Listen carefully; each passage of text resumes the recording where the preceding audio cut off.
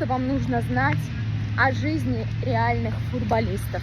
Что мне снег, что мне зной, что мне дождик проливной, а все равно играю я в футбол.